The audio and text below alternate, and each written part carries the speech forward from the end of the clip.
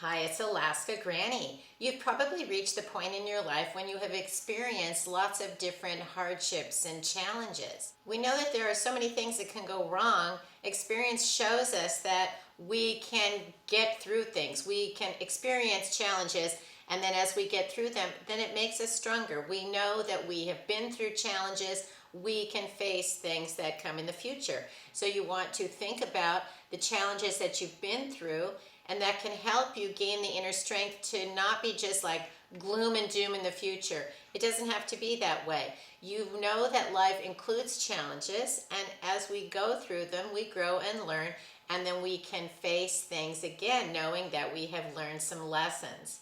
For example, people might say, oh, I have an emergency because my car broke down. But what you need to realize is, if you own something, it's going to break. There's going to be problems. So you need to have that in your budget as part of the plan, that if you own a car, you know there are going to be additional expenses besides just turn it on and drive. You're going to need gas. You're going to need oil changes. You're going to need new tires.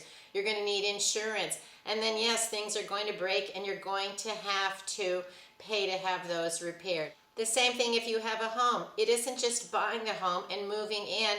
There are the expenses of the utilities, the yard work, the maintenance, the roof repairs, the plumbing leaks. There are so many things that go along with owning a home that you need to have that in your budget. You can't just say, well, I can afford the car payment or I can afford the house payment. You need to also set aside a percentage of that amount in addition to cover the maintenance and repairs. And boy, I don't know about you, but my house insurance has been skyrocketing, and so yeah, you have to take that into account as well, that future expenses can exceed even what we think they are, and budget for it today. An important component of prepping is emotionally and mentally. We need to face that, yes, there are going to continue to be challenges. Wouldn't it be great if everything was just rainbows and sunshine, everything was a great sunny day? But that doesn't happen. And even on the best sunny day, somebody can get hurt or sick. Things can go wrong in an instant. And so if we try to prepare emotionally and mentally and financially, then we will be able to face those challenges. Start with maintaining a good perspective.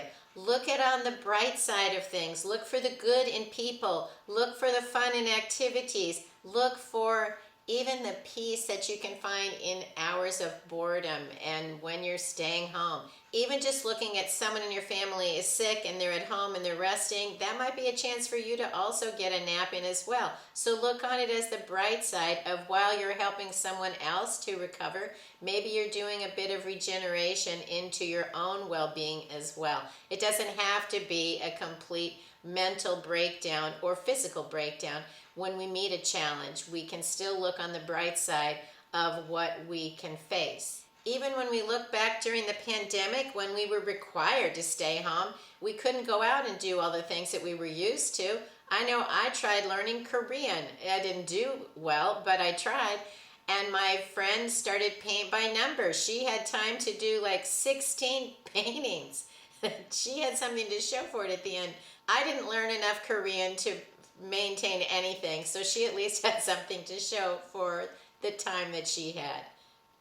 Make it a priority to practice financial discipline. We are tempted all the time by bright and shiny things, outings, experiences, but we don't have unlimited income. And as things become more expensive, don't be tempted by the new, bigger, better thing. We don't need more things unless it's actual sustenance supplies, prepping supplies. If you have enough food, you have enough water, you have a way to filter water, you have a way to keep your home safe.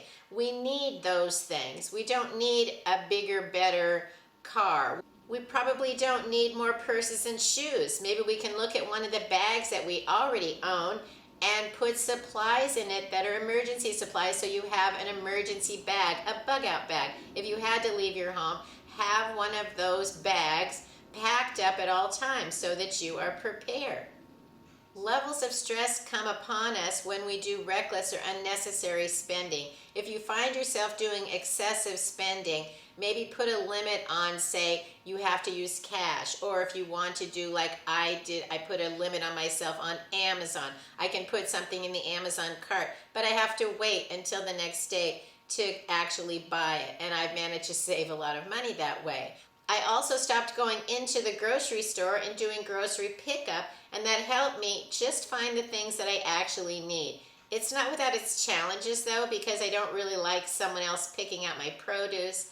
I'm not happy when the items that I want are out of stock, and I don't allow substitution, so it can still be a challenge. But it also has helped me to save money, and then I'm not going along saying, ooh, I'll have that and that and that, which can all add up. If you shop with your list and you stick to your list, that can really be helpful. But I know that so many of us, we're tempted by the other items that we see. If you're in debt, you need to make a plan to get out of debt. Curb your spending. Cut out things that you don't really need so that you can have your resources going towards the things that really sustain your life and fulfill your life, rather than just paying off things that happened a long time ago, old food you ate, clothes you don't even own anymore. Those things shouldn't still be haunting your bank account, that you're still paying for things that are long gone, experiences long over. And that gives the added burden of not only are you still paying for that, but you're paying all this interest on that as well. So you want to get out of debt when you can, and then figure out what are the things that you actually need. Start from zero. Don't start from the top of your paycheck and spend it down. Start from zero. What do I need to spend for my rent or my house payment? What do I need to spend for utilities? What do I need to spend for my transportation? What about food? And all of those categories that are must-haves. Build your budget from there rather than spending down. Build it up, and you might find you have some money left over, and then you can purposely decide how to save and spend that money rather than just letting it flow through your fingers and it's gone. If you're working from home, find some good work from home habits. Still get up like you're going to work and get ready so that you look good. And then keep your work area organized and try to keep it away from, say, the chaos of your family if you can.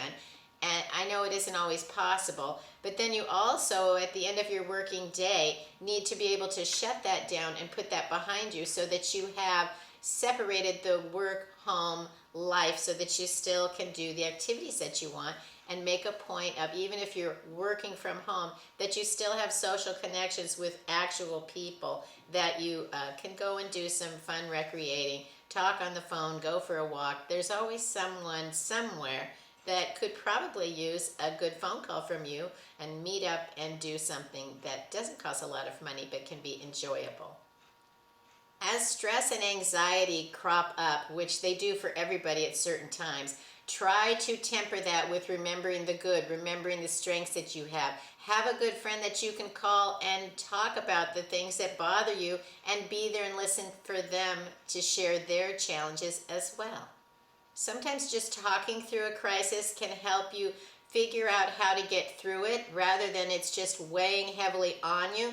Then you can look at, oh, if you have to talk about it, then you can break it down into steps of which is the worst part about it. How can you break it into little bits that you can face that challenge and get through it and find solutions? And that's why sometimes talking to someone else helps us change the narrative of, oh, this is just terrible for me. And they can help you see, well, what about this? You could try this. What about that? You could try that. And you have another outlook on how to face that kind of a problem, so that you're not alone in dealing with it and feeling like it's insurmountable. It's important that we find like-minded people, be reaching out to others, make a new friend. You don't have to go all in on a friendship. Make an acquaintance, and as you learn what their interests are, what they like, just even talking to someone in line at the grocery store or when you're waiting at the bank, you can actually maybe find that there's a kindred spirit, someone that maybe you want to at least have an enjoyable conversation while you're there, and maybe have a friend that you want to talk to another time. Even the few minutes that you can visit with somebody, even when you're looking over the melons in the grocery store, can help you lighten your load and give you something positive to look forward to and to think about. So it's important while we're prepping for all of our physical needs and having the food and supplies that we need, it's also important that we remember to be mentally and emotionally fit and prepared, because that's going to be one of the biggest challenges, that we don't panic, but we realize we have strengths. We can do it. We can get through things. If you have any tips and tricks on how you think we can be better prepared to steel our soul and our resolve to get through whatever the challenges are, please leave it in the comments so that we can share from each other. I know just reading the comments helps me feel like I have a community, and I hope that it feels that way for you, that we can learn from each other by sharing and knowing that even if we can't get together in person, we're still there for each other, and that means a lot to me. I hope you'll like my video, share it with someone else you think might find it useful, and please subscribe to the Alaska Granny channel.